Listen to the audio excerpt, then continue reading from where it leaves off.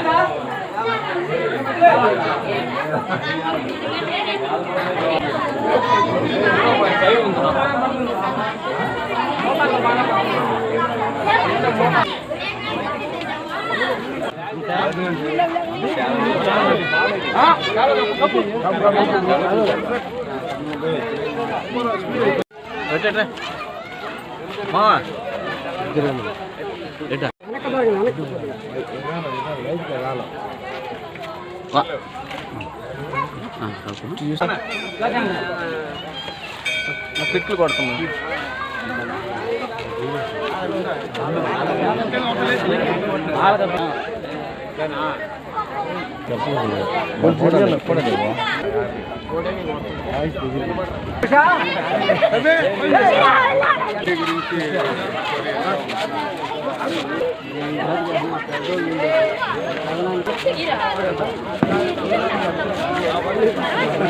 చంద్రపురం కాలనీలో విఘ్నేశ టెంపుల్ దగ్గర ఈరోజు నా గ్రామ ప్రజలు రామచంద్రపురం కాలనీలో ఉన్న నా మిత్రులందరూ ఈరోజు ఉత్సవ కార్యక్రమాలు స్టార్ట్ చేశారు. దీన్ని ప్రారంభించడానికి నేను వచ్చాను. ఈరోజు ఈ కాలనీలో ఉన్న అందరూ కూడా ఆరోగ్యాలతో అందరూ మంచి పొజిషన్లో ఉండాలని మనస్ఫూర్తిగా కోరుకుంటున్నాను.